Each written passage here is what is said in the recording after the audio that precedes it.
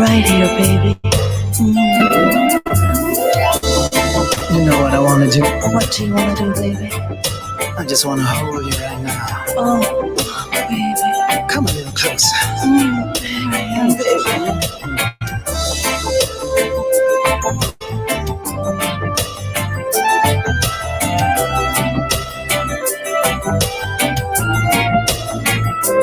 Put on your red dress and slip on your high heels and some of that sweet perfume. It sure smells good on you.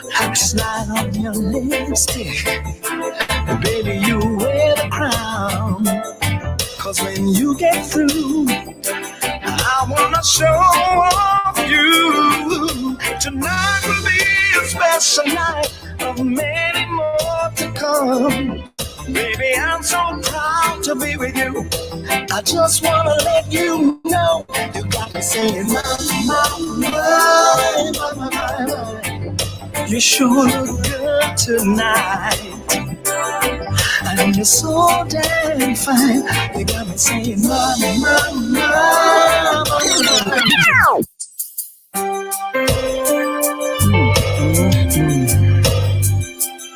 What up, Massive and Crew? It's Yishka. Come here, girl. My. Right here, baby. We got a convo tonight, but guess what? You gotta start it off right. What do you want to do, baby? I just want to hold you right now. Oh, baby. Come a little closer. Baby.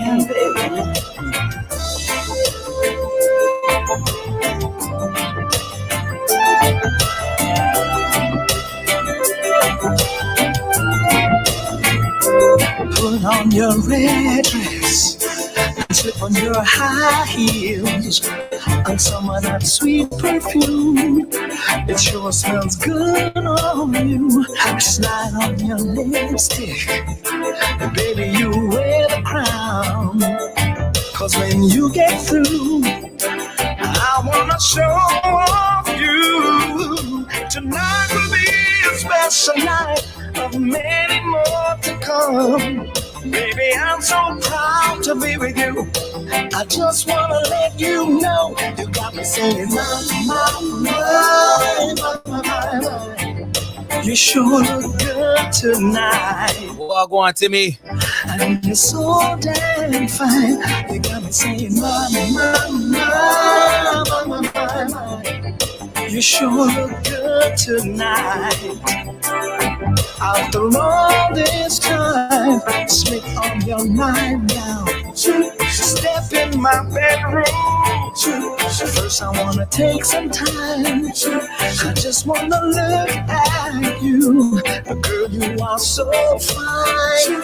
I can't believe my eyes. Large up DJ Lance. You know what I wanna do.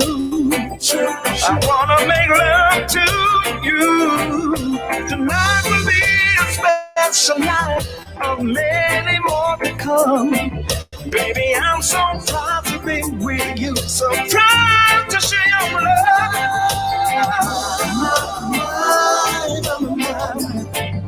You sure look good tonight, and you're so damn fine. You got me saying my. You sure look good tonight. After all this time.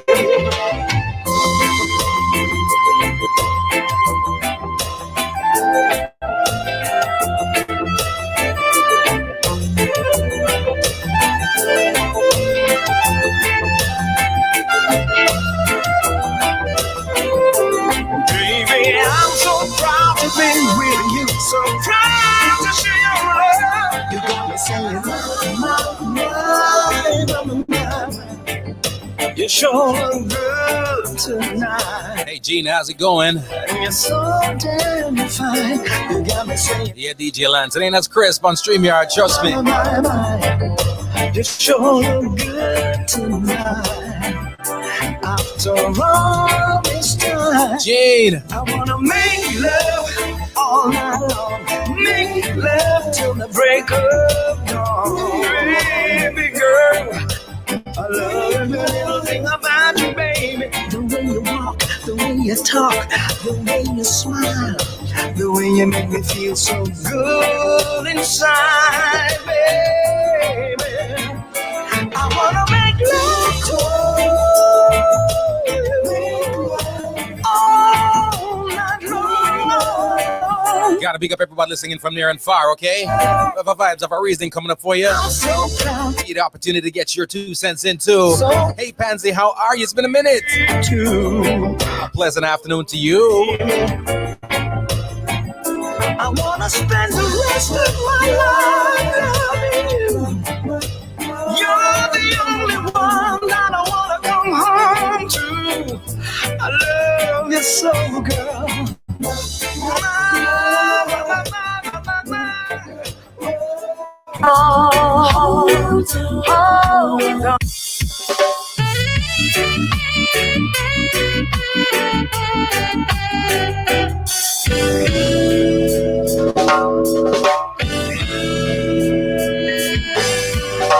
You looked inside my fantasies and made each one come true.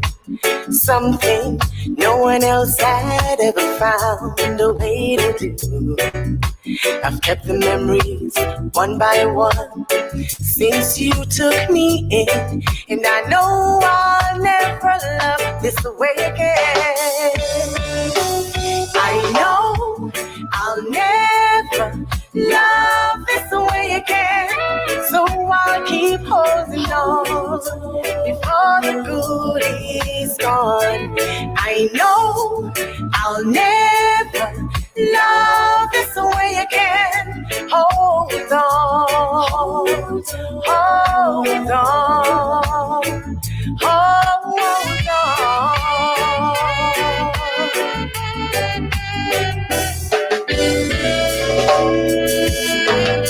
You see, a fool will lose tomorrow, reaching back for yesterday. I won't turn my head in sorrow if you should go away. I'll stand here and remember just how good it's been, and I know I'll never love this way again. And I know I'll never. Hey Teresa, how are you? Again, so I'll keep holding on, yes, before the good is gone. I know I'll never love this way again. Hold on, hold on, hold on. I know I'll never love this way again, so I'll keep holding on before the good is gone. I know I'll never love this way again. Hold on, hold on. Blessings, Joseph. Wagwan. I know Marcia, how are you? never love this way again. Hold on before the good is gone. I know I'll never love this way again. Hold on. I give thanks and praise to the Most High. Change it. And I show God's praise, hallelujah. World needs changes.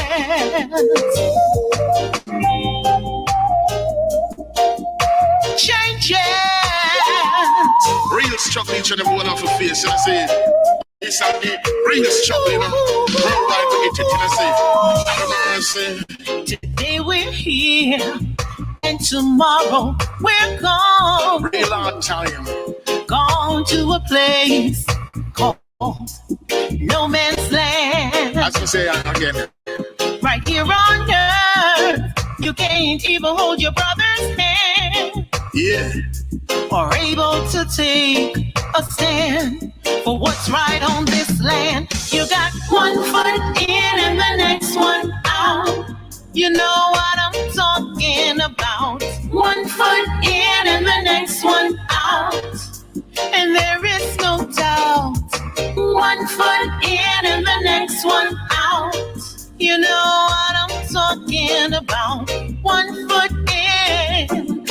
next one out. Whole world full of changes, you know. Why can't we live as one? I don't know. Why can't we unite and come as one? Make a change, my sisters and brothers. The struggle is real. Real struggle. The situation sure wasn't part of the deal. You got one foot in and the next one out. You know what I'm talking about. One foot in and the next one out. And there is no doubt. You got one foot in and the next one out. You know what I'm talking about. One foot in, the next one out. And I'm gonna poverty. That if your mama died, you have to cry. And if your daddy died, you have to cry. And if your sister died, you have to cry. And if your brother died, you have to cry. It's gonna get rougher now, tougher now. Anyway, the food, every hour go for now. People, they must suffer now. Life is down, they go turn now. Things gotta change some way, somehow. Real struggle. Today we're here, and tomorrow we're gone.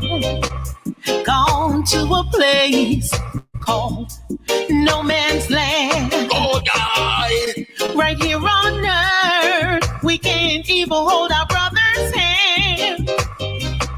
Or able to tell. Hey, Margaret, how are you? For what's right on this land. Much love. Good to see you all. One foot in and the next one out. Everybody watching on the different platforms, man. Talking about Folks on radio. in and the next one out. There is no doubt. You got one foot in and the next. Hey, Julianne, how's it going? You know what I'm talking about. One foot in, the next one out. This unique legendary coming to your chest, in. One foot in, next one out. Once again, There's no doubt. that's impressive. One foot in, next one out. There's no doubt. One foot in, next one out. Hey. This is Wayne Wonder saying J. Cole, legal businessman. Bang, bang, whoa. I mean say this a protege, eh? Homegrown with G Cole, what you say, eh? We make them know what reggae music we a play, eh? Hey, this is Protege, the one and only representing for G Cole, you know. Check it. He's out. And we say them not got no style like we. G Cole, them not got no style like we. None of them no wicked, no wild like we. Accurate, Kabaka Pyramid representing for the number one selector and radio host. It's all about G Cole. Keep it locked. Accurate. Hey, what's up? It's your girl Kalia. I'm hanging out with your boy G Cole on the Homegrown Show.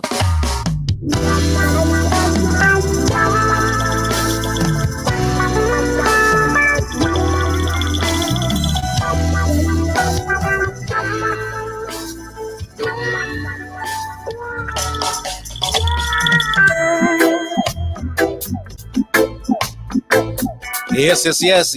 Welcome one and all. It is Homegrown with G Cole. I'm coming to the Master and Crew live right now. The remote vibe, you know what I mean? We're bringing you this show from wherever, whenever, however we can, all right? On the road, but the show goes on. Got to big up everybody listening in from near and far. Royal Zion Highness Radio, locked in, lodge. Appreciate you big time. It's a selector. DJ Apples, all the entire team, man. Appreciate y'all. Rest in peace, Rasaz. All right. Large out the Massive Crew listening in on Real Vibes. Everybody listening in on homegrownwithgcole.com. Those people watching on Jamaicans.com. Those people watching on the Facebook platform for Homegrown with G Cole. Those people watching on YouTube. I appreciate y'all big time. All right. I appreciate y'all. Martin, Wagwan, fam. Wagwan. What's in the glass? It's actually coconut water. Right. Funny enough, I generally get the regular coconut water. I had somebody grab me some, and they brought one that said pressed coconut water, the original. So it seems like, you know, like when I guess when we do our coconut water for cooking or whatever, it has that, like, it's like opaque, not 100%, not as milky as the one we cook with and whatnot, not. But it's all right. No, for real, you know what? I know I know I'm not the promotions and but see, all right. You know what I mean? I'm harmless, man.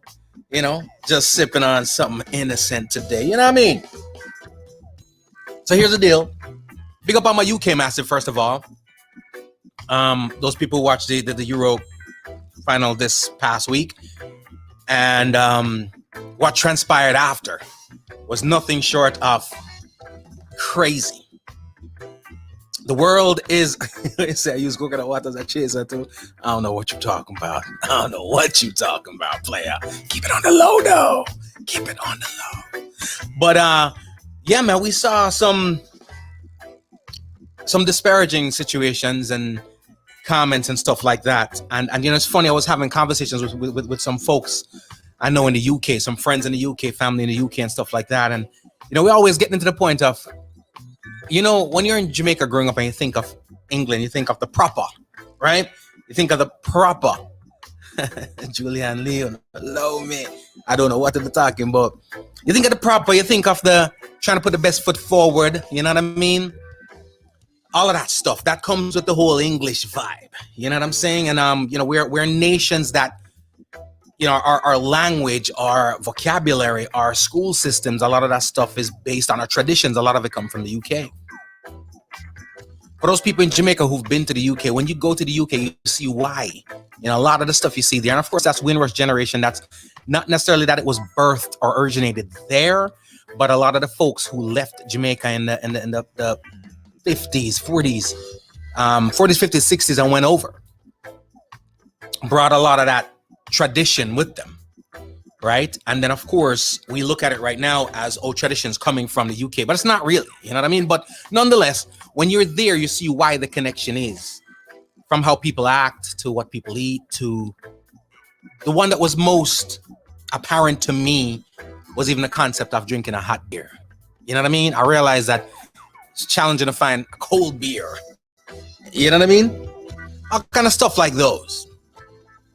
But as I had my conversations with the folks there, you know, some things we spoke about, and it is accurate and just honest, is that there's a facade there that's been around for a long time. There's a facade in the UK from the Queen, the whole situation, the Queen coming all the way down, you know what I mean? And the monarchy and its effect and effect on colonies and former colonies. And even with regard to how the UK sees itself when it was a part of the EU, you know what I mean? When it was a part of Europe and even separating itself and so forth. You know, there's a lot of truths that are not necessarily spelt when it comes to the UK. And a nation like Jamaica, being a nation that is a traditionalist society, we follow traditions and rituals a lot. You know, a lot of times when you bring stuff like that up, it's just the so-called woke few or the rest or the whomever that will accept certain things. People who like prestige and hierarchy and affluence, they don't like that because that's part of the culture from Britain that they do embrace. All of us that grew up in Jamaica, we know folks that, you know, look down the nose and they're society, you know, they're we call society people, or they like to be, and elitists, if you will, and they'll embrace everything that comes from a nation, a sovereign nation like a UK or even from the US. That's normally because deep down, deep within, they themselves would love to be the hierarchy at the top of the hierarchy scale. You know what I mean? And it's amazing what we choose to accept and what we choose not to accept. And there's one thing that has come up a lot, but it comes up in passing, and it's a short conversation. We move on about it, and it's the negative things that England has done. All right. Now let's talk about we talk about racism in football, right? And primarily it came up in football because after the match with Italy that the UK, I'm not even going to say the UK lost. I'm not going to say England lost. I'm going to say Italy win, right? Italy won that game, because a lot of times whenever we don't want to give somebody the credit of their winning, we speak of it of our losing. They won. All right. So it was a hard fought one. and they won on penalty kicks, and it is what it is. 3 of the young black English players missed penalties, right? And these were actually 2 of them were people who were brought on to take those penalties, and they missed it. So they were subject to a lot of racist gestures and a lot of racism hurled in their direction after those matches. But that's not something new when it comes to Europe football. Truthfully, it's not necessarily something new when it comes to English football either. It's just not as highlighted as it is in other parts of the world, like Europe. But nonetheless, it is an issue and has been an issue, right? I have a clip. It's a little lengthy, so I didn't really want to. I might end up creating it like a video clip. I'm playing it for y'all, but it is in fact a little lengthy. It's John Barnes, football legend, John Barnes, speaking on an interview about it. I might play it. It's a little lengthy, but I might definitely go into it and play it for you all, right? And but it's one of those scenarios where we see this a lot. And when you look at a lot of these football teams, soccer is what we'll say, but football teams that are in Europe and the UK, if majority of the players were to really play for the land, their original homeland, the teams wouldn't be that good. Because you look at teams from like France, you look at the UK and stuff like that, majority of the best players are really from elsewhere. They're either there, second generation citizens, or they came from somewhere else and became naturalized. A lot of players from Africa, a lot of players from Jamaica, other Caribbean nations, right, that come over and contribute. No different from in the Windrush. And it's amazing how everything ties in together. No different from in the Windrush era, where a lot of people were brought over. And then once they became not as valuable, so to speak, right, then the treatment that people really want to issue, they now issue, right? Martin said they are the ones suffering the most. Mental slavery is real, and the victims come in all social classes for sure, right?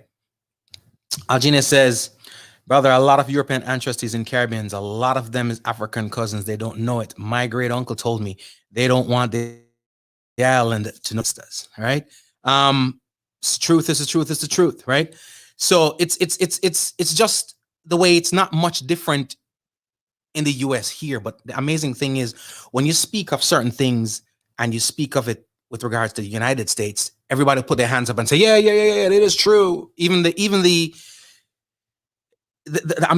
some of the people who are on the side of the oppressors, they will not necessarily deny it. But there's something about referring to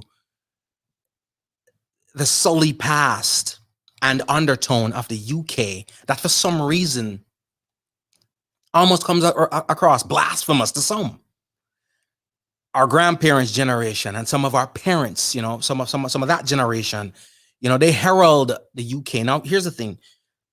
It's not a bite the hands that feed you, because a lot of times some people have been afforded situations to change life for other family members and other generations to come by going elsewhere, right? By being afforded an immigration situation to another place, right? I know a lot of friends of mine and family members I grew up with are more so across other nations right now than they are in Jamaica. I got more friends and family that I grew up with that right now live in Europe, Germany, Canada, the US, even other Caribbean nations than are still at home in Jamaica, right?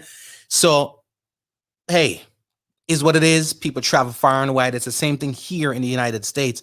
For the most part, as you grow into adulthood, you're going to branch off and make your own life. So most people right now don't necessarily live in the hometown or the place where they were born and raised. That is normal, right? And you go elsewhere and you contribute elsewhere. But whenever you go elsewhere and you contribute elsewhere, you put the work in.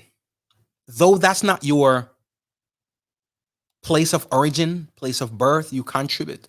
You've made yourself a citizen. You've made yourself a part of the community. And when it comes to capitalizing on whatever you bring forth, then everybody's good with that. But when it comes to saying thank you or giving any form of benefits that would be given to those people who bring forth any form of success, any form of revenue, any form of, accolades to that place, then when it comes to the immigrants, at that point in time is when they want to not acknowledge, right? And for some reason, it seems to be a big issue when it comes to the UK, right? I don't know why the UK, there's a certain false pride that comes with the UK. You get it. Sometimes you'll hear arguments between people who are immediate immigrants and people who are third generation and so forth. And while they have a national pride for their homeland, they consider themselves, citizens of the land, original, born in the land of the UK. So even them, sometimes, they'll acknowledge in passing, but for some reason, there's a false pride that they hold on to when it comes to saying, hey, listen, this land right here ain't all it's cracked up to be. Right? So it's something that we have to talk about. And I'm even going to open phone lines if folks want to give their 2 cents. Or do we? You never know. We might open the phone lines for those people who want to give their 2 cents. All right? Because I definitely appreciate y'all and all that you have to say. But there's a lot of things going on right now where people are talking about it and saying, hey, the land ain't what it is cracked up to be, and what you think it is not. All right. The whole concept of the queen, the monarchy. You see even people from the monarchy trying to break away to get some sanity in their lives, right? So it is crazy right now. Algenia says, I related to African and Windrush in New York. I know the history. See that? They even lighten up a lot of United Kingdom paintings on the African descendant, dark as me. The 12th to 21st century ancestors made the pictures lighter to appear Europeans. That is so true. Martin says, when you win, you're British, you're French, etc. When you lose, you're a descendant of Jamaican African immigrant. You see that right there? Like the boss said, Babylon system is the vampire. You see that thing right there? That is so gospel right there. That is so the truth right there. Whenever you succeed, whenever you contribute some form of success, some form of accolade, something, right, that can be credited to, then guess what? Yes, you are one of them, right? And again, it's not, that attitude comes all the way back from the times of slavery. So whatever you can bring to the table, okay, great. However, once you get to that point where you ain't bringing what they say they want anymore, then all of a sudden you are not one of theirs. You know what I mean? You go from being one of us to a contracted person that is here. And when we use that word contract, we use it very, very loosely because it wasn't a voluntary contract. All right. Blessings, Claudette. It's awesome observation. Go, Joe. Oh, go on. Good to see you, fam. Good to see you. Good to see you. Blessings. So there's two things we're going to be getting into. Is one, racism in football. Can we ever get away from that? My opinion is no. And the reason why I say no is because of where the major markets for football is. And I really want to play that clip from John Barnes, but like I said, it's a long one. It's about 12, 13 minutes. So I'm not sure if you want to sit down and listen to 12, 13 minutes of it. It would be dope and you'd learn a lot, but it's it's a convo you should go check out. It's on YouTube too. He was on air probably 4 or so days ago talking about it. But when you think about the major markets for football, those are places that are entrenched in racism. So there is no reason why we should be surprised when it comes over on the football field, right? When you're on the field, your property. You know what I mean? The immigrants, the black people, their property when they're on the field, because you're here to score, you're here to defend, you're here to make them a winner, right? if you don't do that, then you're just a piece of property. You know what I'm saying? Just a piece of property. Blessings, Martin. But definitely, it's something that is a big issue across the globe. And it's not just about football. That's one thing I had to admire when John Barnes says it's not a football. We make it football the scapegoat. But truth be told, could be your accountant, but you're not going to get the certain things hurled at you because of the fact that at the current moment you're bringing in money, right? You're bringing in revenue. So no, won't deal with you a certain way, right? Certain other aspects too. Once you're bringing in that revenue, you're doing what you're supposed to do. Then they won't necessarily treat you a certain way until it comes down to that. But once you become less than valuable, then people are at the point to show who and how they truly are. Know what I mean? So it is what it is. But the topic of today's show really, it said Mama UK, and that in itself was tongue-in-cheek, and I did that on purpose because the UK does exert that parental approach when it comes to Jamaica and other former colonies or former sovereign, nations that they were sovereign to. And unfortunately, Jamaica and other nations give them that and embrace that wholeheartedly. No, I'm not necessarily telling you that we should pop up the middle finger to anyone and say peace, because a lot of times it just doesn't work that way. But here's what came up in conversation the other day that to me was profound. Jamaica putting together, and I'm sure many of you might have seen this, and it's not the first time any Caribbean nation has done it, but putting together their petition to ask of Britain reparations, right? The exact figure is a couple billion. I'll tell you exactly how much in a second, but they're putting together a petition to ask the UK to pay reparations for slavery, right? Let me pull it up right now. Seeks reparation from the UK, right? From the UK. We'll find the exact amount. Trying to see how much they're asking for. Okay. The reparation petition is based on a private motion brought forward by, I won't even call the name, but who says the British government owes £7.6 billion to Jamaica for paying roughly the equivalent of the same sum to slaveholders at the time. So what they're coming from with it pretty much is when they did away with slavery and abolishing slavery and stopping the slave trade was not the same thing, didn't happen at the same time, right? So when they did away with slavery, so to speak, and when we say did away, we say that loosely also. When they did that, they paid out a lot of money to people who were slave owners or people who were hurting in the pocket because of the cease and desist of the slave trade. And why they did that is because these people would have made a certain amount of money, and they can't make that money right now because the slaves, which were property for them, they could no longer work for free. So the UK paid out, I guess just about 7.6 billion pounds, right?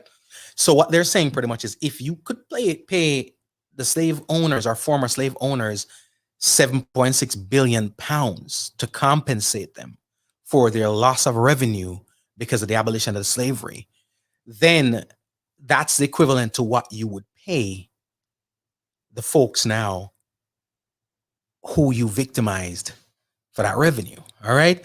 The former slaves and family and descendants of slavery. So my question pretty much is, how do you feel? And this is not about, we're taking this away from the UK because this is a conversation that goes on in the US on a daily, right? On a daily, people ask about reparations. I have my own view on it, and I'm sure you do too. But talking about the UK, what do you think? Do you think It's a yay or nay. The UK should pay reparations to Jamaica, and of course, not just Jamaica, but other nations that were exploited during the slave trade era. So let me know. But here's the thing, ladies and gentlemen, I'll drop another tune for you right about now. We're going to drop another joint for you right about now. We're going to get back into it. All right, let's roll. Keep it moving. Keep it grooving. Homegrown. Hey, yeah. You never know when you might lose at someone. So treat them right, you see me? I found myself dreaming in silver and gold, like a scene from a movie that every broken heart knows. We were walking on moonlight and I pulled you close. A split second and you disappeared and I was all alone. I woke up in tears with you by my side, a sigh of relief, and I realized we're not promised tomorrow. So I'm gonna love you like I'm gonna lose you, and I'm gonna hold you like we're saying goodbye. Wherever we're standing, I won't take you for granted, 'cause we never know when we will run out of time. So I'm gonna love you like I'm gonna lose you. Love you like I'm gonna lose you, girl. In the blink of an eye, just a whisper of smoke, you could lose everything. The truth is we'll never know. So I'll kiss you longer, baby, every chance that I get. I'll make the most of each minute and love without regrets. Let's take our time to say what we want, use what we have before it's all gone, all gone. 'Cause no, we're not promised tomorrow, so I'm gonna love you. It's a big one, Julianne. It's K-O-R-I-Q. Like I'm gonna lose you. When you might lose at someone, so treat them right, you see me? I found myself dreaming in silver and gold, like a scene from a movie that every broken heart knows. We were walking on moonlight and I pulled you close. A split second and you disappeared and I was all alone. I woke up in tears with you by my side, a sigh of relief, and I realized we're not promised tomorrow. So I'm gonna love you like I'm gonna lose. Hey Michelle, how's it going? And I'm gonna hold you like we're saying goodbye. Wherever we're standing, I won't take you for granted, 'cause we never know when we will run out of time. So I'm gonna love you like I'm gonna lose you. Love you like I'm gonna lose you, girl. In the blink of an eye, just a whisper of smoke, you could lose everything. The truth is we'll never know. So I'll kiss you longer, baby, every chance that I get. I'll make the most of each minute and love without regrets. Let's take our time to say what we want, use what we have before it's all gone, all gone. 'Cause no, we're not promised. Thank you, Michelle. So I'm gonna love. Appreciate you. Like I'm gonna lose you, and I'm gonna hold you like we're saying goodbye. Wherever we're standing, I won't take you for granted, 'cause we'll never know when we will run out of time. So I'm gonna love you like I'm gonna lose you. I'm gonna love you like I'm gonna lose you, baby. So I'm gonna love you like I'm gonna lose you, and I'm gonna hold you like we're saying goodbye. Wherever we're standing, I won't take you for granted. Feeling this one, Julie, I'm not sure. We never know when we will run out of time, so I'm gonna love you. Talented musician, talented artist. I'm gonna lose you. Former keyboard player. I love you. Tyrus Riley's Black Soil Band. I'm gonna lose you. Artist Wicked, man. I'm gonna love you like I'm gonna lose you, and I'm gonna hold you like we're saying goodbye. Wherever we're standing, so what y'all saying, yeah or nay? You for granted, no, cause we never know when we will run out of time.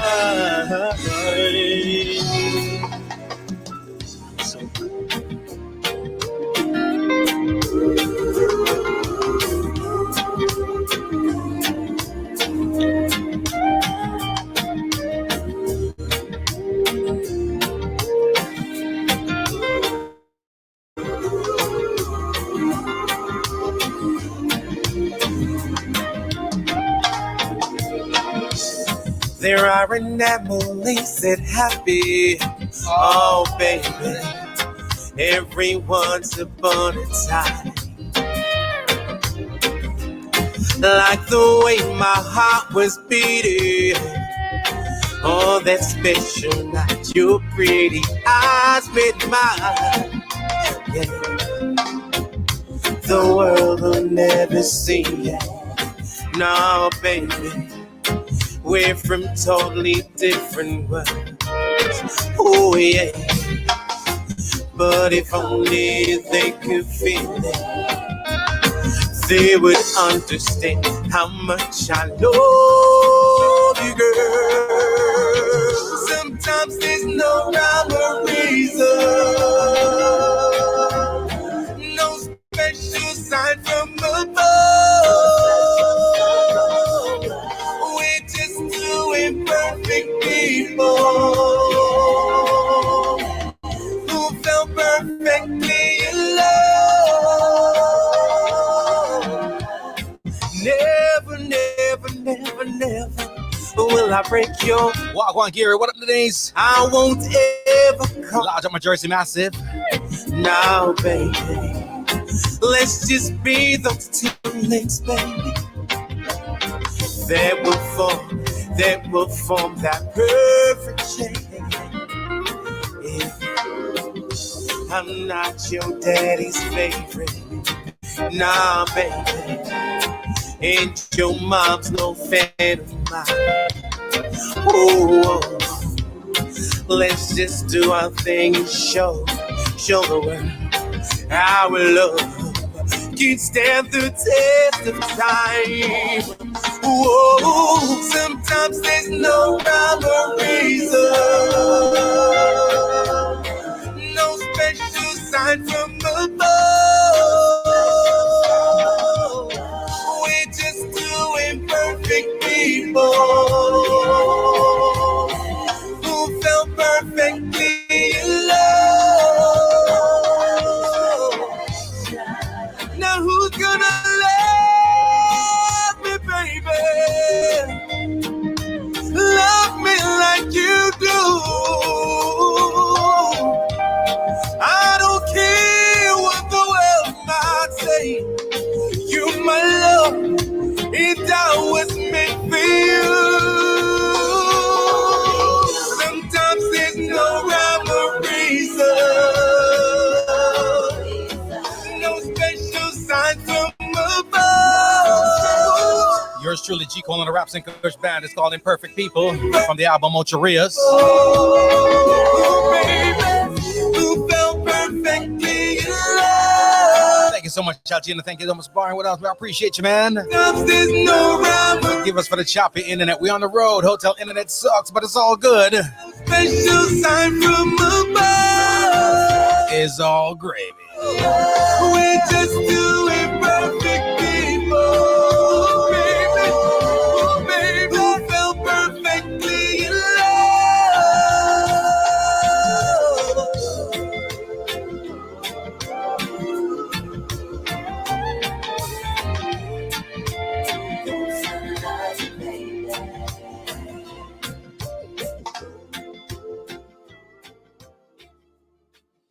Yes. I gotta big up everybody watching from near and far. The Massive and Crew over on YouTube that's watching right now. We're bringing it to you a little differently today because some of the folks that do not have Facebook say, "Hey, can I see it on YouTube?" So we're switching up the way we bring you the stuff. But again, we're on the road right about now. The internet is horrible on the road, but we'll try our endeavor best. All right. So we're talking about from the UK, not the US now, but the UK. Reparations, yay or nay, right? Yay or nay. And I've got a lot of people that have said yay on all the different platforms. A lot of people saying that in text, a lot of people saying that in WhatsApp messages and so forth, that they are for it, right? Let me ask a couple questions, because this is what I always, when it comes to the point about reparations, the things that concern me, and you can tell me how you think, how you feel. But the things that concern me about reparations, and I will put the disclaimer out there, I'm not saying it's a no from me, but I'm just saying this is the things that concern me when it comes to when someone says reparations, right? Reparations is you paying money,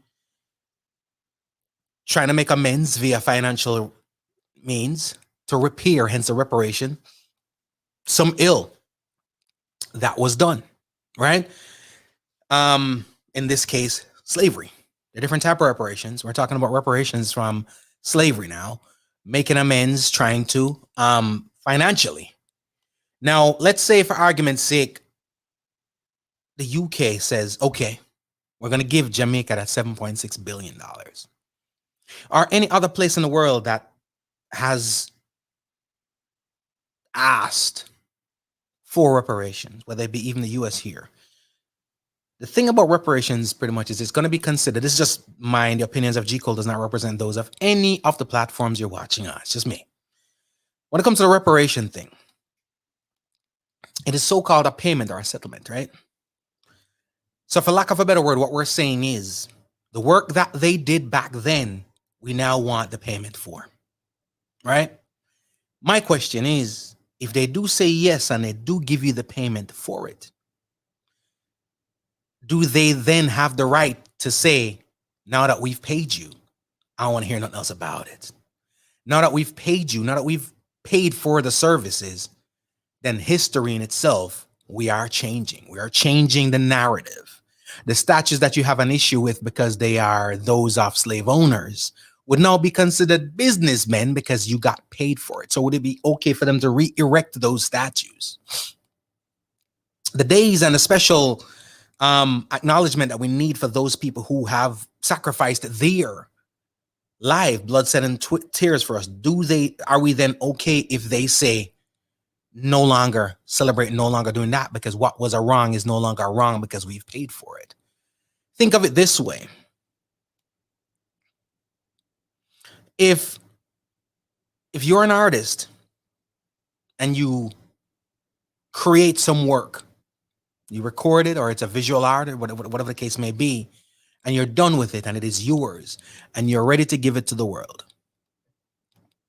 and I offer you some money for it, and you sell it to me, publishing rights, duplication rights, everything, it's all mine. I give you enough money to compensate you for it. I gave you what you asked as compensation for your work, and you gave it to me. And I decide to never have it see the light of day, right?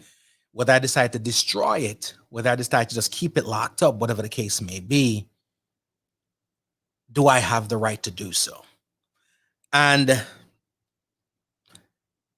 says we need to get rid of the monarchy in Jamaica. That will leave the door open to work with the USA if Cuba fails. Wow, I dig that sound. And in the diaspora should receive reparations. I am part of the Americans requesting reparations. And also says your argument doesn't hold up. It's not an argument. I had a conversation. So anytime I have a conversation, I always bring two sides to it. This is what we're looking at, the what ifs. And so that's why I asked the question I ask is this: if they cut the check, is there any concern that they will use that check to ignore or to claim that certain things never. Think of who we're talking about here. And again, this conversation came up because Jamaica was referring to the UK.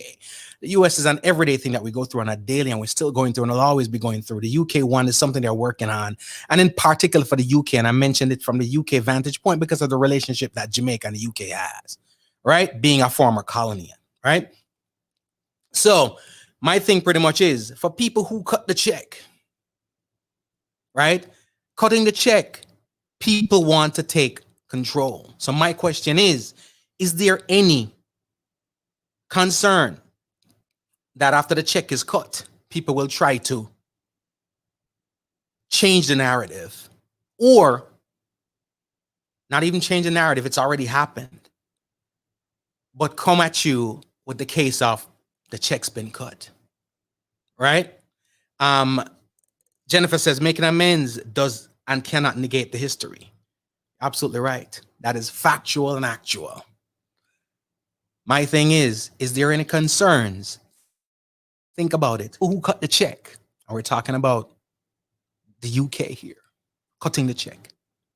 Is there any concern at all that cutting the check is in any way, shape, or form going to be considered by them as we've done what we're supposed to do?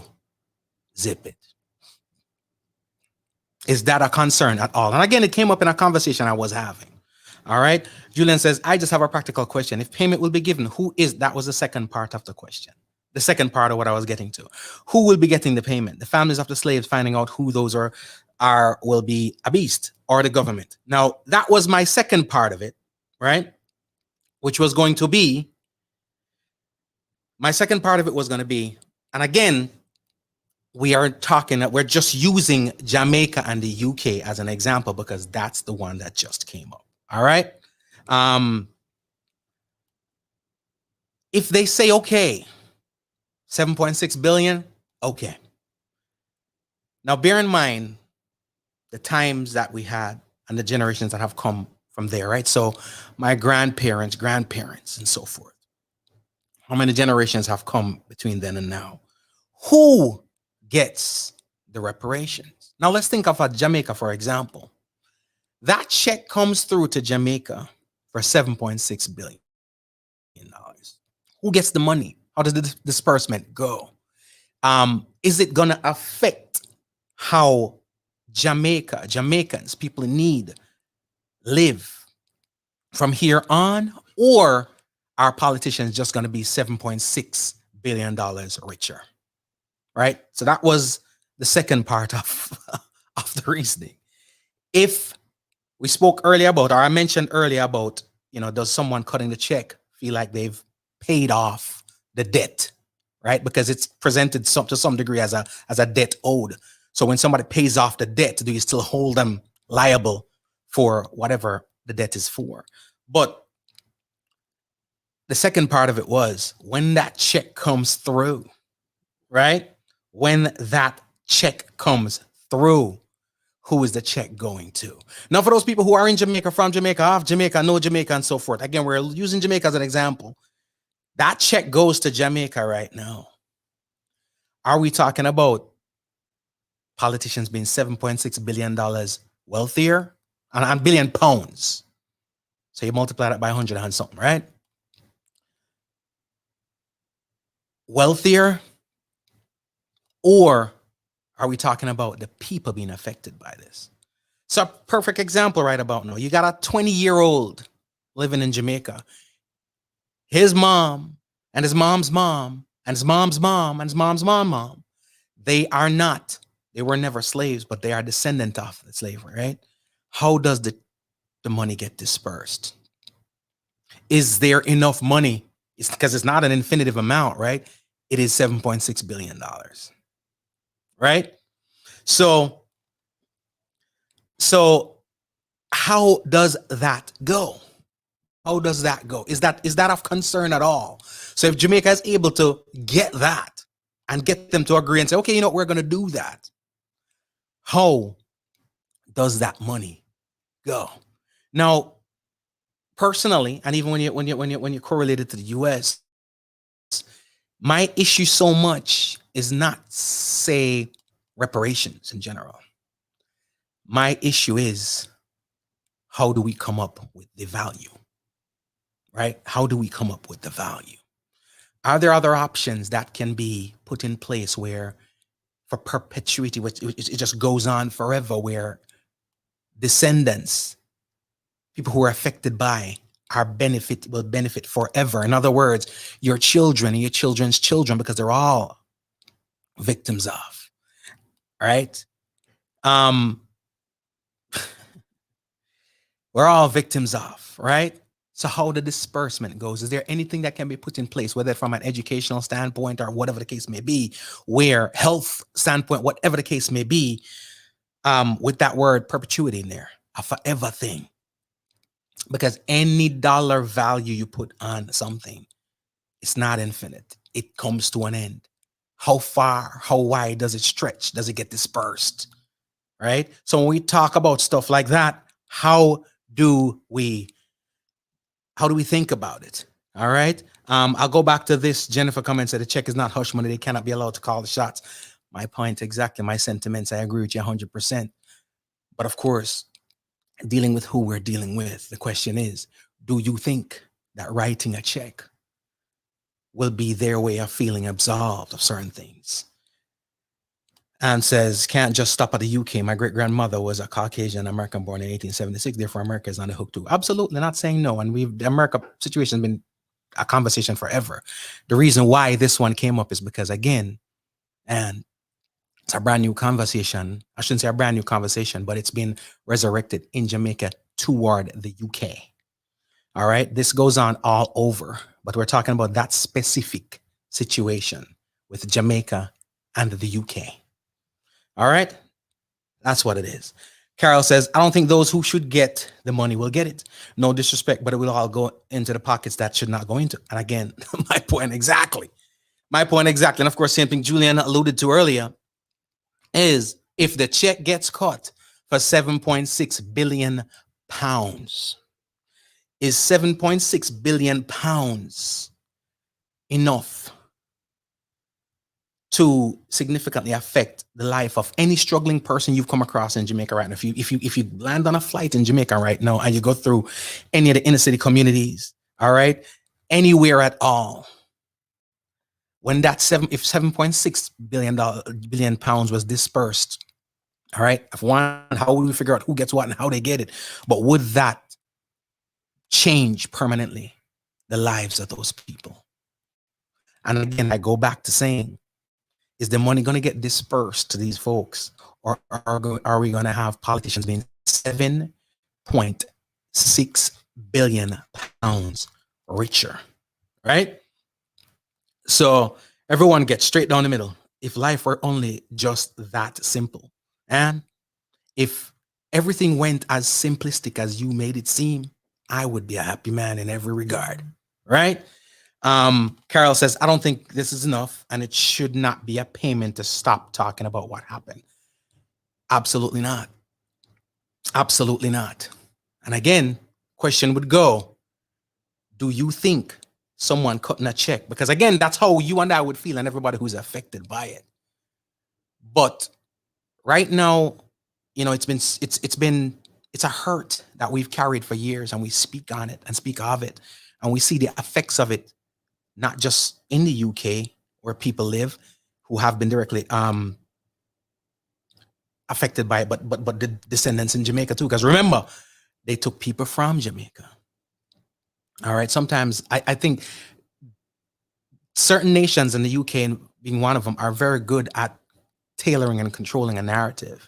We hear about the Windrush generation a lot, about the people who went over, who were given the opportunity to go over. But what they don't speak on a lot are the people who weren't given the opportunity, the choice. They took them, right?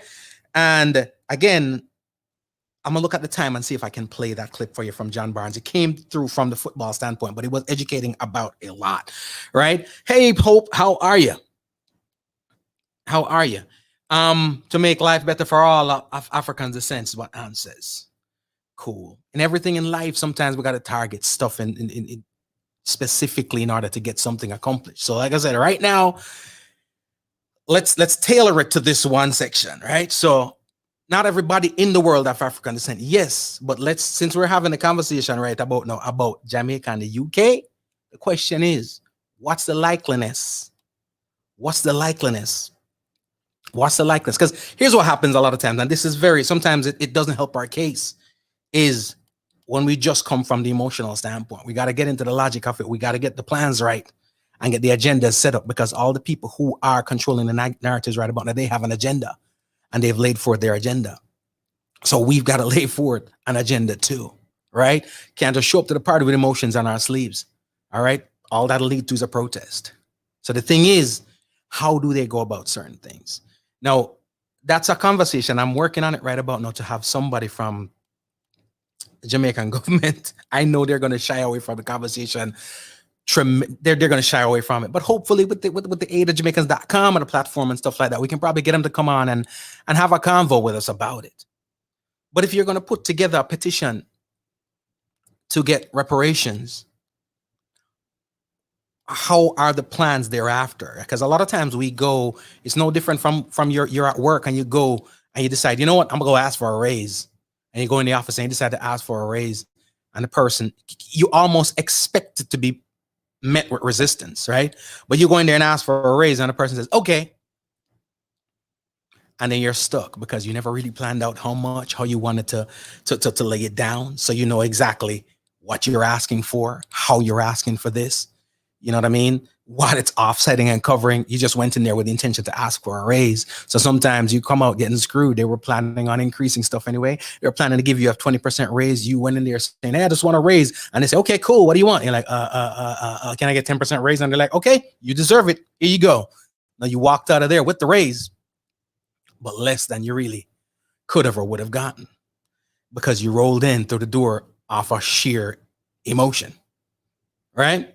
So I would definitely like to have that conversation with the so-called leaders and the people who are putting together this petition, because it goes again twice in two ways. When you're petitioning for these reparations, are you including and involving in these petitions that this in no way, shape, or form rights the wrong?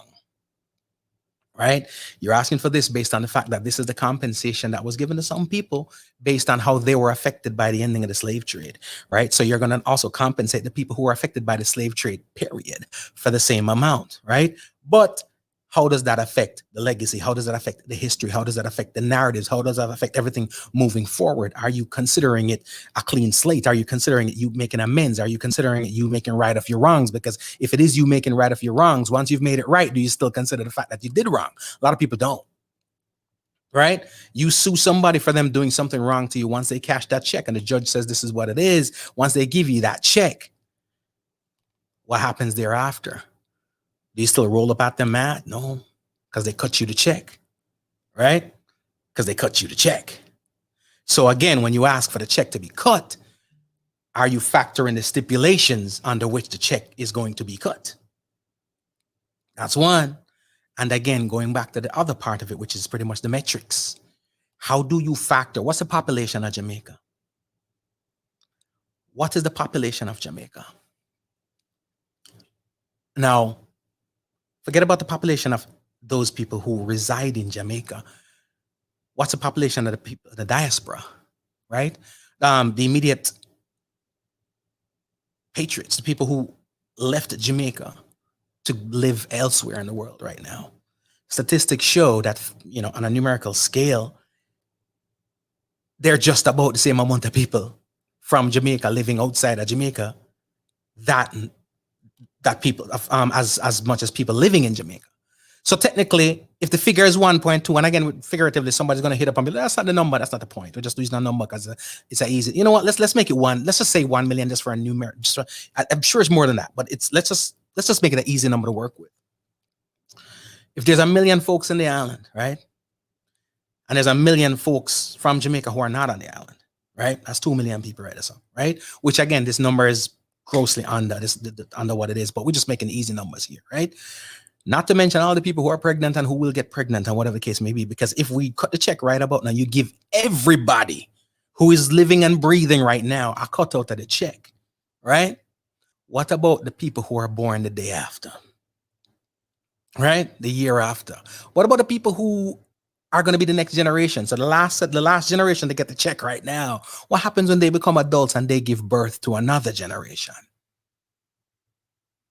Is it a situation where the generation that received the money should have put it in place and invested it and used it wisely enough so that their children can benefit from it? Or is it a repetition because we got a new set of people right now, player? Let's drop another bill. And every generation is another billion, and it's another billion, and it's another billion. That's what I'm saying is when these petitions forward, and I'm not privy to the intricacies of the petition. So it's just a conversation I had. I decided to bring it forth here. And the part of the conversation we stemmed longest, again, was the part about the metrics. How is it going to be dispersed? And the other thing pretty much is, so your mom left Jamaica 30 years ago, 40 years ago, not living in Jamaica anymore. How she get fair, right? Her children, let's say she had some kids that weren't born in Jamaica, they were born in the US or whatever other country, but of course mom is Jamaican, so they're of Jamaican descent or whatever the case may be. Are they included in that? So I wonder if people are factor, and when I say people, I mean the people who are putting together for these petitions and so forth, factor all those things. I would love to have that conversation. But then when we talk about a place like a Jamaica, and again, it's not just a Jamaica thing, but we'll use Jamaica because that's what we're talking about today. What is the likeliness that 7.6 billion pounds will get dispersed to the masses? Or will the politicians, the leaders, the people who are involved in getting this petition out there and getting the funds, are they just going to be $7.6 billion richer? If you pulled up randomly to one of the inner city communities, if you pulled up randomly to one of the rural communities, right? If you pulled up randomly to somebody doing whatever, right? And ask them after the money is dispersed, hey, how's life change? Are you in school right now? I mean, is the roof still leaking? Are your siblings still without shoes? Is everybody going to be at that point saying, no, we're good? Everybody got clothes on their back. Everybody's got food to eat. We have shelter over our head right about now because of this 7.6 billion. What are you talking about? The kids are in college. There's some trust funds set up right about now. So when my kids reach college age, they're going to be good. They're going to be able to go to college. Health? What do you mean? No, man, we have the money to pay for health insurance right now. So as we get sick, we can go to the doctor. And as we get sick, we can go to any doctor and any hospital. We're not looked at anyway because we have the finances to cover it, right? Is that going to happen from 7.6 billion pounds? Will it? Or are most of the people going to be able to say, I don't know what you're talking about, what that is, whatever the case may be. And we see what we normally see, which is an influx of Range Rovers and Audi Q5s coming in. And the minister of such and such and the minister of such and such have 2 more Range Rovers added to the list of vehicles that they're driving around town in. Are those questions that we'll be able to ask? Right?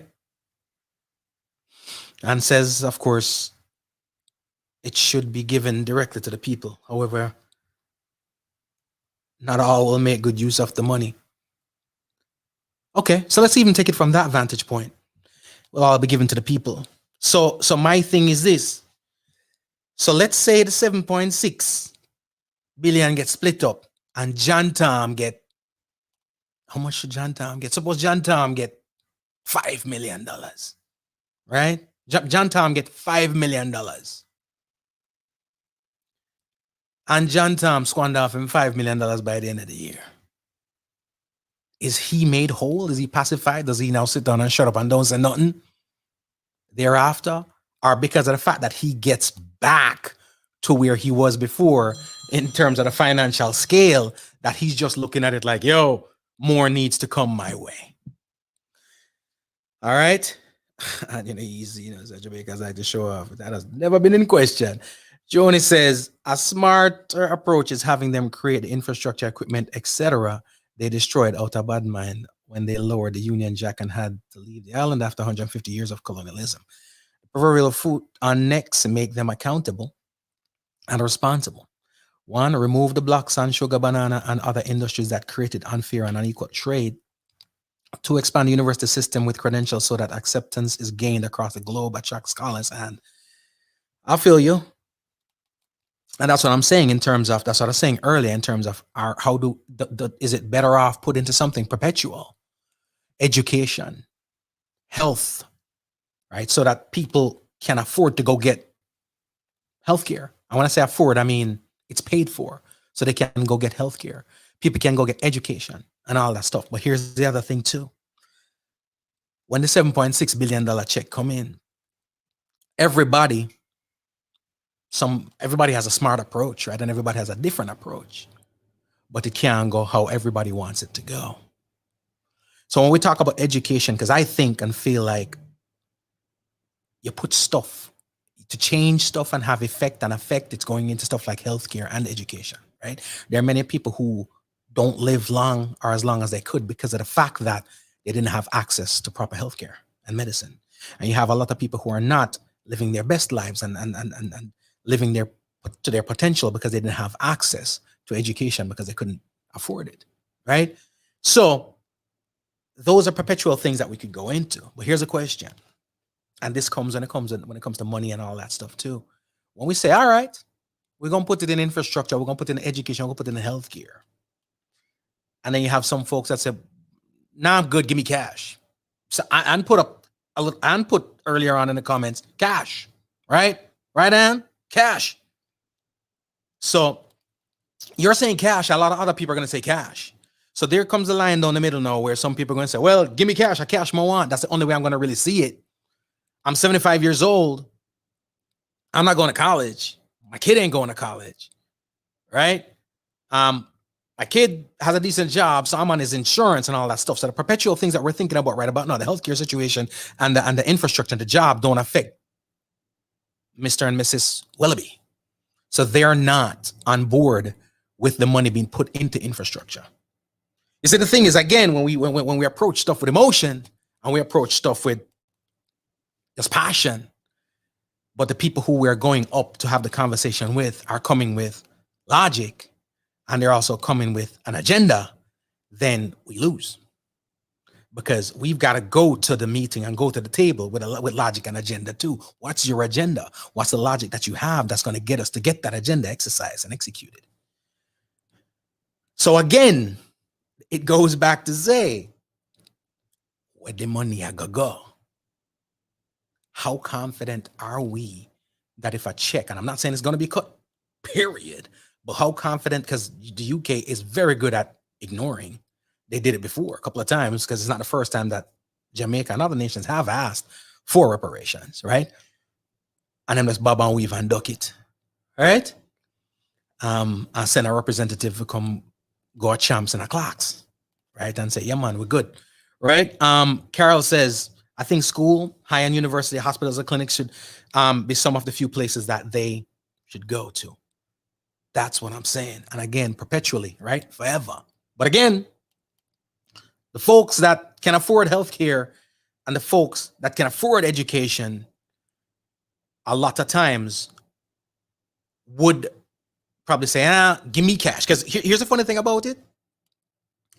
The funny thing about it, and you mentioned again cash, and I'll go back to you because I love the fact that you mentioned that. Sometimes when somebody say, well, no, give me cash, sometimes we automatically assume that, oh, it's the person that don't have money that's going to ask for cash. Nah. A lot of times it's the person who already have money and know how to turn money over and turn money into more money that's going to ask for cash too. So a lot of the people who are already wealthy and can send their kids to school and hospitals and proper healthcare, they are not moved by you putting the money in healthcare and education and infrastructure. They're moved by you giving them cash, right? And then they know how to turn $1 million into 5, right? While some people don't know how to do that, so you give them 5 million and it's going to deplete, it's going to turn into 1, it's going to turn into nothing eventually. Now, whose opinions get heard more? Those people of affluence or the people of inaffluence, the people who are on the poorer scale of things, who on the normal Joe Blow, normal persons who would say, hey, you want, like you and I, put it in education because we're thinking about the future here. We're thinking about our generation. I mean, the future generations, the kids, our grandkids, great grandkids, and we're looking at the future. But you're going to have those folks who are saying, What about me? How does that infrastructure benefit me? Right? But Carol, yeah, I think school, high and university, hospitals and clinics, stuff like that. That is the first thing that I thought of. But again, you're talking about money that's coming for the masses, right? Jan just said, yes, if he gets it and wastes it, that's it. You know, I hear you, I feel you, and I agree with that. But here's the other thing. It's like you have some money, Janzi, and you inherit some money from your grandparents or whatever, and you disperse that money amongst your siblings, right? All of you got five siblings, you disperse among 5 siblings equally. And 2 of you turn that money into an empire, into a lot, and 3 squandered theirs. What's the likeliness that they're sitting over there just saying to themselves, okay, you know what? We squandered our thing, yeah, man. So you think I could go back to the struggle? No. You think they're not coming to you thinking somehow, some way you got more, thinking somehow, some way you got something they didn't get, thinking somehow, some way you are better for it. So guess what? You can still continue the sharing, making the sharing and the taking care of them perpetual. All right? And says reparations will put Jamaicans against Jamaicans in the diaspora. You see that's another conversation. Right?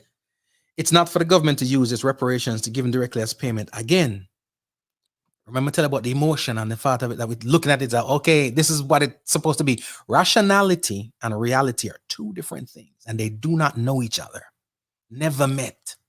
Rationality and reality are 2 different things. Right? It's not for the government to use. Very, very, very, very rational. It's reparations. Very, very rational. To be given directly as payment to the family suffering. Very, very, very, very rational.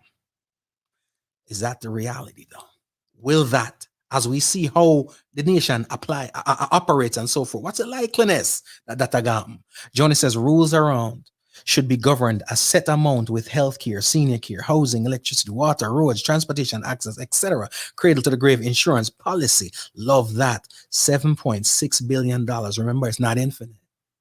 Remember, it ain't infinite, right? So when they cut you the check for 7.6 billion, which sounds like a lot, pounds to, so like I said, multiply it by whatever the exchange rate is right now, right? So when we drop that, when we invest the money in healthcare, senior care, housing, electricity, water, roads, transportation access, etc., and also cradle to the grave insurance policies, what happened when the 7.6 done?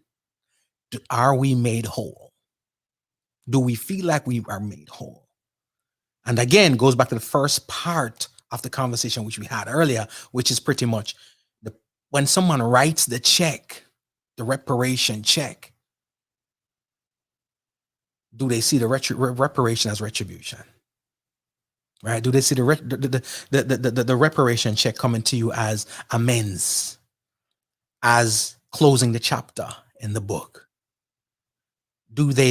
Are they in a position to ignore the hurt? Again, remember, you sue your company for something. Once the judge say yeah, and then cut the check, you ain't necessarily going back there for a job, right? So if you get cut the check from your company and they let you go and you spend off all the money, you can't find a job, but your company is still hiring. You're not going back there for a job. They're not hiring you, right? So again, my question is, how realistic? How's the approach? How confident are you that it will go the way it's supposed to go? Take a look at Asheville, North Carolina. We'll definitely do so. Hey, Michelle. And I have 4 adults, 1 teen, all American born. So, and my question to you is this, and you know how Jamaicans play. You know something? I don't think you were the one that said it, but it's absolutely right. When we talk about the fact that the diaspora will now become divided, right? You say you have 4 adults, 1 teen, all American born. You got 5, right? All American born.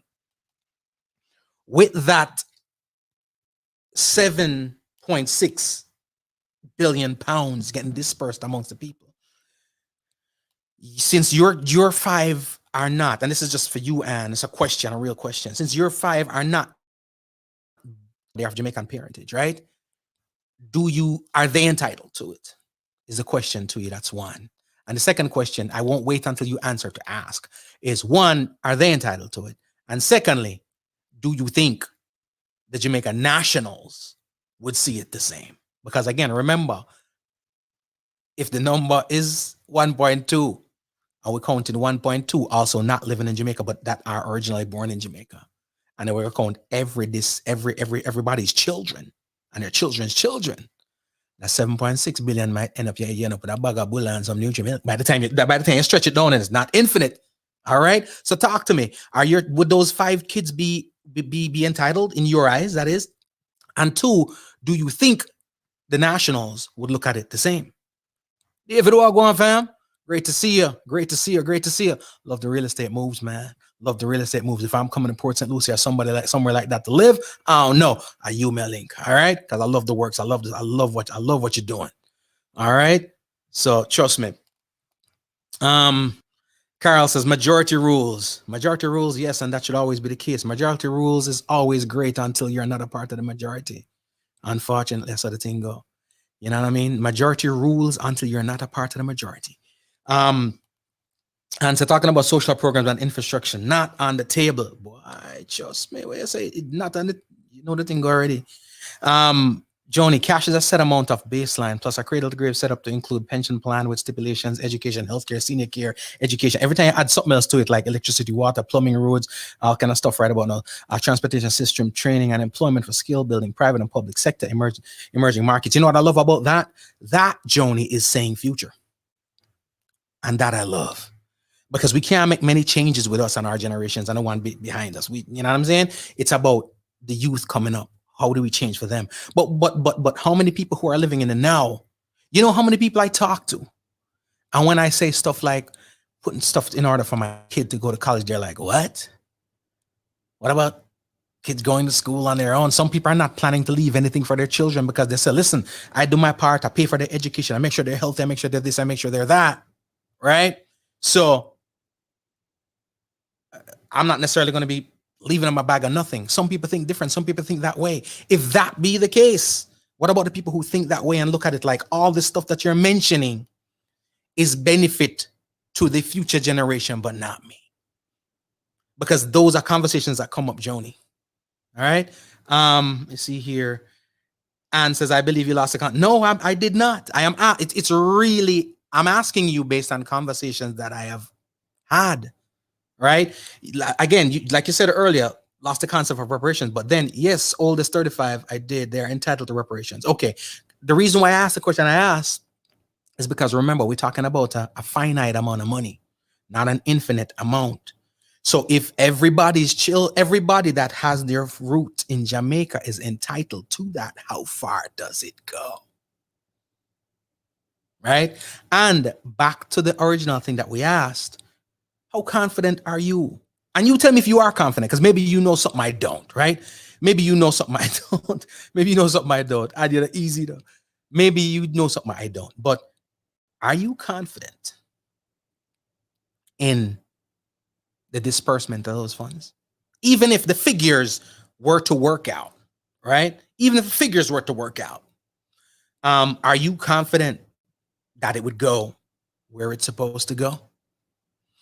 Yet said, yes, oldest 35, entitled to.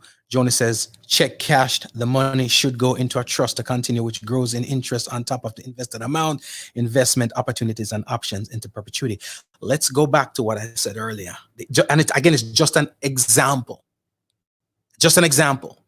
Joni, just an example. Somebody in your family passes and leaves you a certain amount of money. I've been there, so the reason I can use that as an example. And leaves a certain amount of money. And you say, you know what? This is not a fortune, but we could make a fortune out of it. Or we could make something out of it. Something that could be generational. And you have a bag of siblings. And again, don't look at it from an emotional standpoint. I know you love your siblings, all right? What's the likeliness that when you come to the table with that plan, all of your siblings would be on board? What's the likeliness that there's going to be somebody who's going to say, nah, just cash me out? Siblings, your moms and aunties and their generations, whatever, whomever, right? The question is, if a certain amount of money comes into play, however vast, however minuscule, right? But it is some money. Not enough to change the world, but enough to have an effect. but you have a great idea that you, because you sound like you have great ideas here and thinking along the lines that we hope the government would be thinking, right? So you have the idea that, hey, let's do this. What's the likeliness that all of your siblings, what's the likeliness that all your aunties and whatever the case may be are going to be on board and say, yeah? What's the likeliness that at least one person, two persons are going to say, you know, something, I'm not depend on that, you know. I have needs for my money now. I have children for feed. I have bills for pay. I got this, I got that. What's the likeliness? So that's what I said earlier on. Rationality and reality, not the same. Not the same. And says, my kid all have citizenship by descent in Jamaica. Again, the question, you answered the first part of the question, and remember the second part of the question. I'm saying, I asked, do you think your children who are not Jamaican nationals by birth, but Jamaican nationals by descent, and even the citizenship, to be honest with you, the citizenship is paperwork, you know.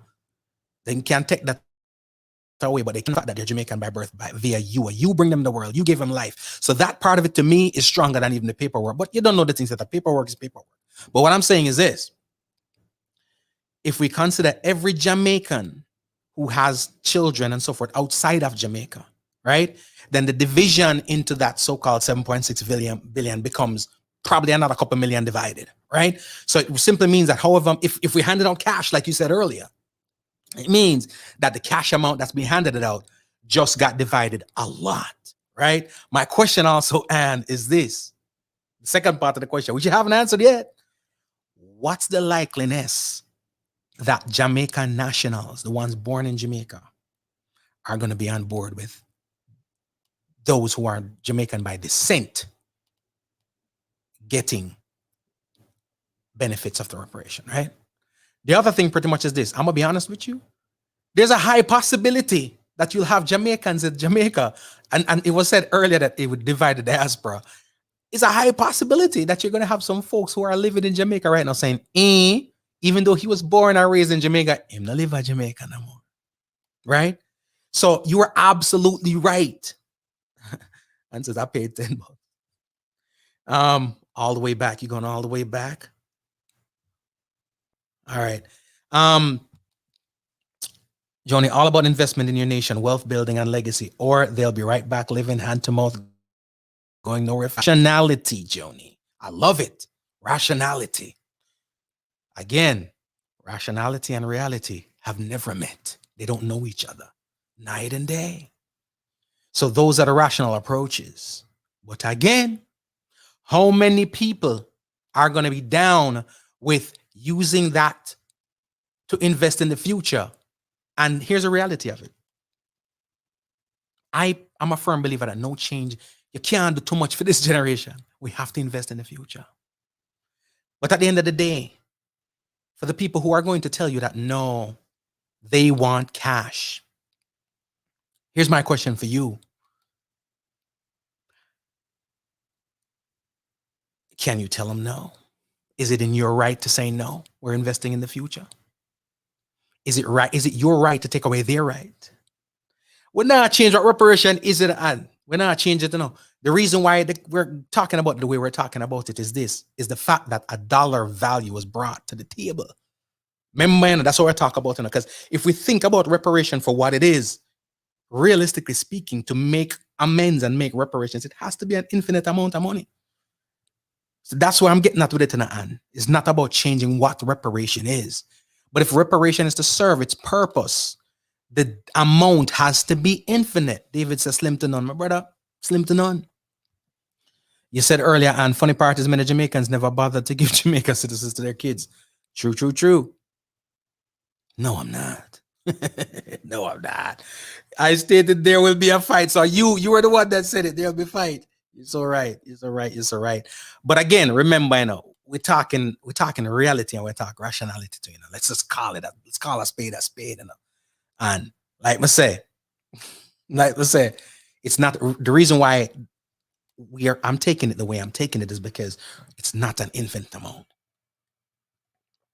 Me personally, as we come to the top of the hour, me personally, the only way that reparations can really serve its true purpose is from a perpetual standpoint, it's got to be infinite.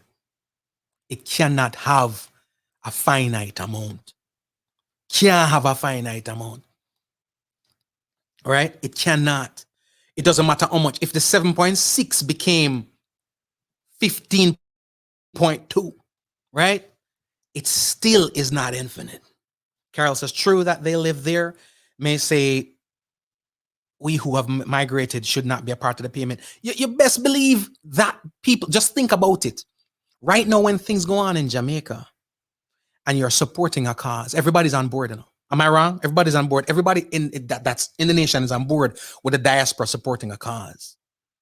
Everybody's cool until the diaspora wants to have an opinion. Not true. A lie, metal. The diaspora is once you're supporting the thing, especially financially, all is great. But then when you want to have too much to say, then be like, yo, you not live here. Chargy. Right? Am I wrong? So again, the conversations are coming up just based on reality. Like I said, reality and rationality, not the same thing. We're having a reality conversation right now. We're not trying to rationalize the whole thing. All right? And me not change what the thing is. Me just tell you, say, the thing not infinite. All right? It not infinite. Joni, seen that in my own family. They either don't care, squander the money, and not going anywhere. Some did something, and the next generation wasted it.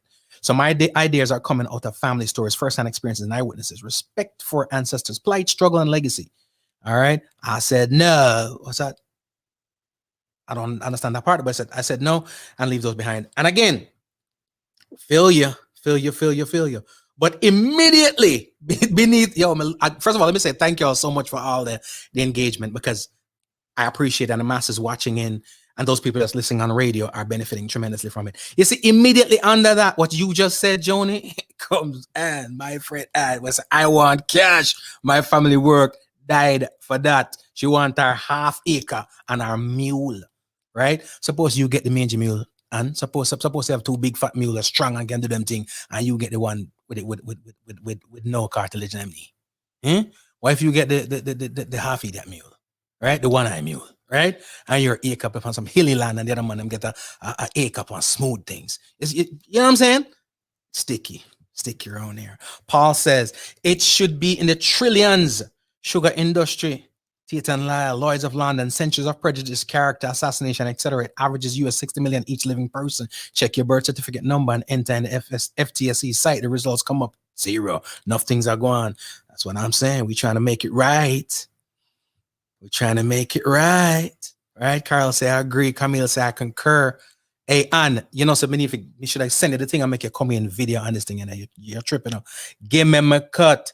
My family has, and first of all, I'm going to say it not how you typed it, Ann, but I'm saying it how it's to me, all right? You're saying, give me cut. My family has been in Jamaica since 1600. But here's what I am hearing. Give me cut. My people, them there from 1600. Me not business. Give me my thing. That's how I'm translating it, all right? Am I wrong? I'm translating the thing wrong. All right. Carl said, I have my card revoked by my siblings because I live in Canada for over 33 years. Where did the people say you're not Jamaican no more? Not true. It happens, man. And again, all of this come forth from looking at it from the standpoint of, one, it's not infinite. So they ask for a certain amount. How do they come up with that, and how the disbursement is going to go?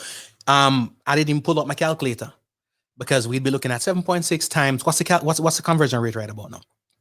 7.6 times whatever the conversion rate is, divided by all the people who are entitled, right? So we're talking about 7.6 billion times whatever it is, divided by the people who are entitled. The number of the people who are entitled is as infinite, right? Is as infinite as what the money should be.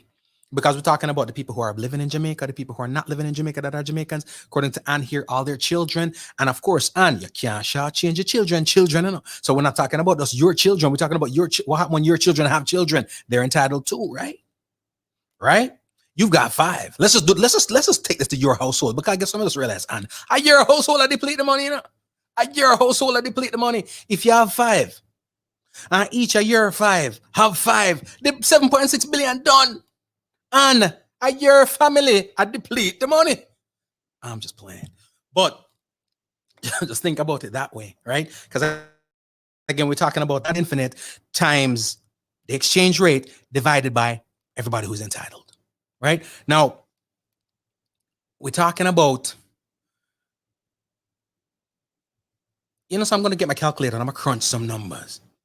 John No Star answer my 5 grand. See what I talk about? And when them have children, them have them great grandchildren. So what we going to do when the 7.6 billion and a year family I spend off of 7.6 billion? A year family I spend off of 7.6 billion. All right? I spend it off. Carl said, more money, I said. So the purpose of all of this pretty much is this. Really and truly. How much is 7.6 billions relative to the purpose of it? The real ultimate premise of this conversation is to dial in to the fact that you can't put a finite figure on reparations, or else it ain't reparations. It's a check. It's a hush money. It's a shut up money. It's a check. And truth be told, you best believe when somebody signs a check, it's no different from a lot of times you sue somebody. Once you get that settlement, a lot of time it comes with a cease and desist. A lot of time it comes with a gag order, and it comes with a lot of things, right? Take it out of reparations court and bring it into people's court, bring it into regular court. If you sue somebody or you settle, whether that be in court or out of court, a lot of times that settlement includes a gag order and it includes cease and desists, right? So you're taking a certain amount of money. That's why sometimes you don't hear about things afterwards. You're like, what happened? Bro, you got money. They decided how much between the two of them. They negotiated and it kept moving, right? And you don't hear about it anymore. So if this is a similar sentiment, what's the likeliness? And again, we're all just asking questions of each other here. What's the likeliness that when that check gets cut, it's going to come with some gag orders and some cease and desists also? Right? Right? And then 3 generations up the road, they don't really know their history and what really truly happened because of said gag orders and cease and desists. Right? And every time we bring up the fact that this is what happened to us, underneath it said, well, you got paid. You got paid late. You got paid with interest. This and that, because that's what they're going to say, right? All right. Ann says, my family built Jamaica, Buster man, my cousin, Manley, family. Well, then maybe you don't need none of the money, Ann. Joni says, not enough money. Don't take the cash. Create stipulation, oversight, and investment. Who spend it foolishly and recklessly and come back when it's done? Tell them no. So true. But here's the thing. They're coming back. Think about it. I always say, whenever you draw stats, sometimes the easiest thing to do and the best thing to do is draw stats from your immediate circumstance. We always draw the huge stats and the massive stats and the wide stats that include government and everybody in the world. Let's narrow it down sometimes to our household. Like you said earlier, when stuff like those come about, all these, the way you're thinking about it, what's the likeliness that everybody that's at the table shares your sentiments? Never happens. Like David said, not likely. I have never seen a situation, right? I have never seen a situation where everybody shares the same sentiment. But here's the issue. Everybody has the same level of entitlement, right? If mama dies and she leaves money for the 5 daughters, everybody has an equal say, right? But they don't have equal thoughts. Some people, we think about it from musicians' family. I knew musicians, we won't call any names, where when it came time to disperse and to split up the assets and the estate. So let's do this. And one said, nah, just give me my dough. Right? Just give me my dough. Let's see here. On one-time money. All right. In the stock and build business. Now here's the thing. Looking at it this way. Look at it this way. We talk about, again, it's coming from the concept of reparations and what's owed by the UK, right? Again, I stand by my sentiments that the concept of reparations cannot be anything but perpetual and infinite. If there's a certain amount put on it, however you came up with the amount, I can't consider that reparation, right? And the reason why I can't consider it reparation is because when that resource comes to an end, you are not, whomever it is, I don't care who it is, we can just be honest about it. If somebody wrongs you, if you're working at a company and you lose your leg and you decide that, damn, I lost my leg. So because I lost my leg, I can't work. I need a certain amount of money.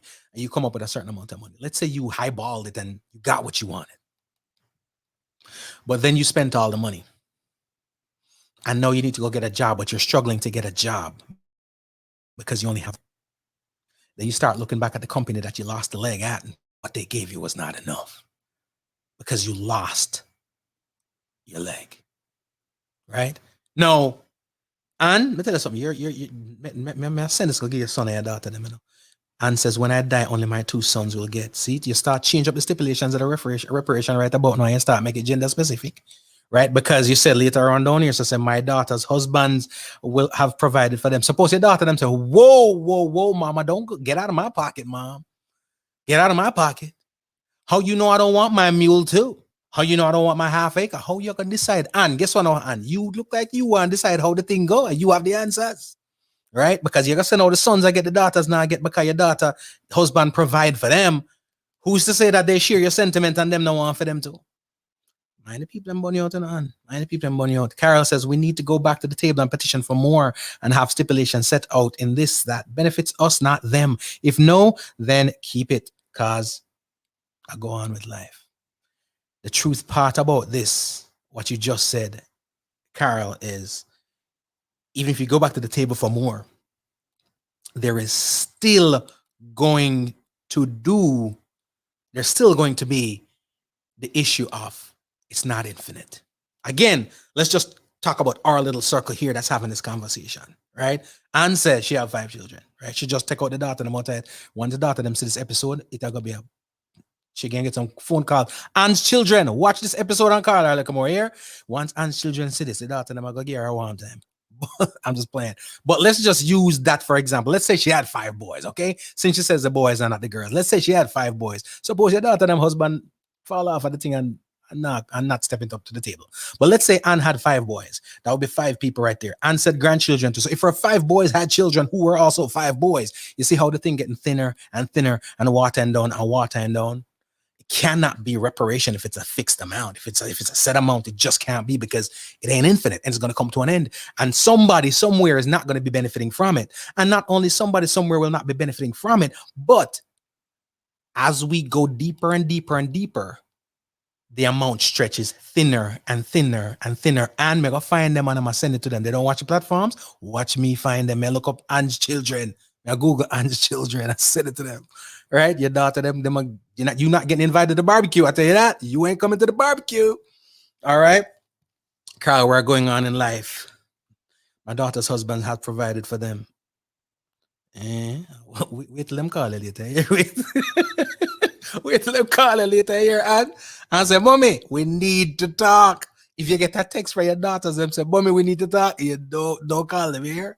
Do that, call them. It's not go pretty. All right? No amount can compensate. Stop asking for a fixed amount. That's what it boils down to, Joni. That's the point. That's the point. It can't be a fixed amount. Secondly, again, you're thinking about, and it's sad that I have to say this, it's not just about the Jamaican government, because to be perfectly honest with you, I can't see the US government doing it right either.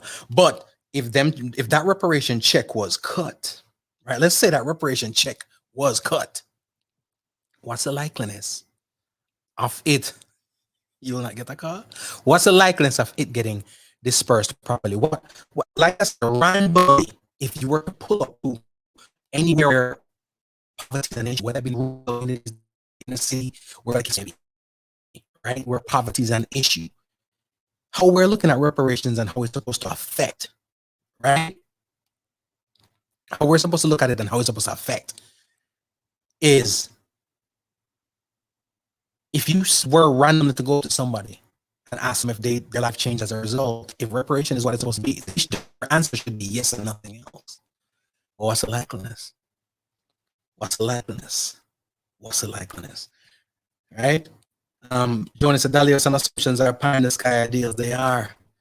The unfortunate thing is, reality is life operate like Adalios and a pie in the sky. Let's call it what it is. All right. Petitions are being made on behalf of the people, and if the petitions go out there and they have the effect that they're supposed to have, then let's say reparations do come in. It's a whole different ballgame that's right about now.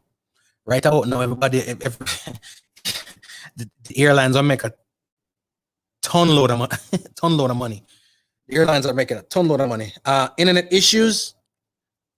You know what? It's time for me to go. And I'm on the road, and the internet sucks out here on the road. We're going to pick up this conversation another time. All right? We're going to pick up this conversation another time. And I want to thank y'all so much for rocking with me today. And again, if you haven't subscribed to the podcast, please do. It is Homegrown with G. Cole. It's available on iTunes, Spotify, TuneIn, Stitcher, Google Play, iHeartRadio, Radio.com, YouTube, wherever you listen podcasts, we're there, all right? Hit me up on social media at MyGCole. Subscribe to the channel and everything. I'll let you know when we're back and we're going to have the rest of this conversation, all right? Let me drop one more tune before we get up out of here, and then we got to roll out, all right? First of all, thank you all so much for your participation. I appreciate you all very, very much. Thank you.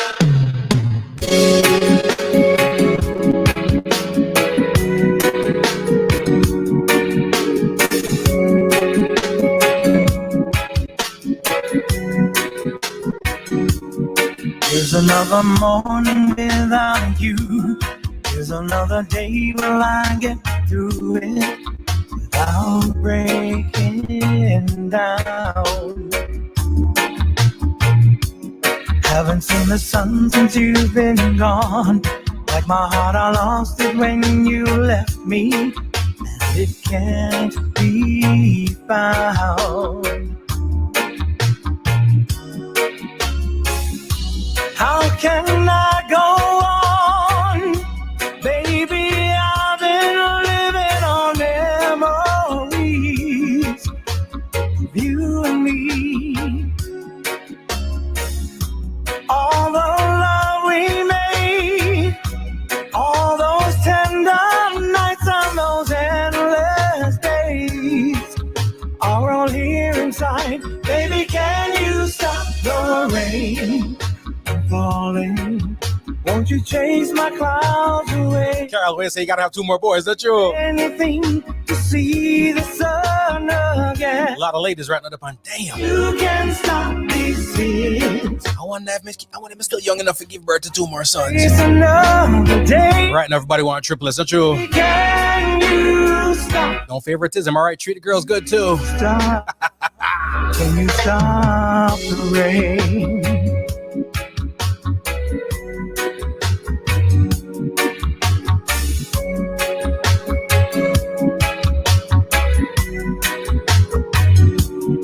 Everywhere I go, I feel you there, following my footsteps like a shadow. Oh, my broken heart. Sometimes it's a pair of passing eyes, or it's just the way someone is talking. And there you are. Much love to the Massive and crew watching on YouTube, Jamaicans.com, Homegrown with G. Cole, all right? Am I all alone? Those listening on Royal Zion Hannes Radio, Did you ever wake Real Vibes Live, for me Rubber Ranks Radio. where I used to be? Crazy. Is there any chance? I just can't believe you're not lonely too. Just for me and you. Baby, can you stop the rain from falling? Won't you chase my clouds away? I'd give anything to see the sun again. Esta música, Homegrown with G. Cole. Estás escuchando Homegrown con G. Cole. 您现在正在收听的是 Homegrown with G. Cole. You're listening to Homegrown with G. Cole. Can you stop the rain? If you were here for only one night, You're listening to Homegrown with G. Cole. He's got a heart of gold. I know we can make We gotta go massive. And I'll let you know when we're coming back. All right, Carol, Joni, everybody, Julianne, Paul, everybody, man, Denise, you chase my clouds. Gary, Timmy, everybody, I give Julianne. to see the sun. We're gonna finish this conversation soon. All right, I gotta roll. You can stop these tears of mine from falling. I can't face another day. Baby, can you stop? Can you stop? Can you stop the rain? Make sure you go pick up that new Chesedek album, Hello Africa, courtesy of Tad's Records. Dean Fraser's Flatbridge, courtesy of Tad's Records, all right? That dancehall compilation, courtesy of Tad's Records, that's going well, all right? Make sure you go. I got to go. Keep it moving, keep it grooving. It is Homegrown.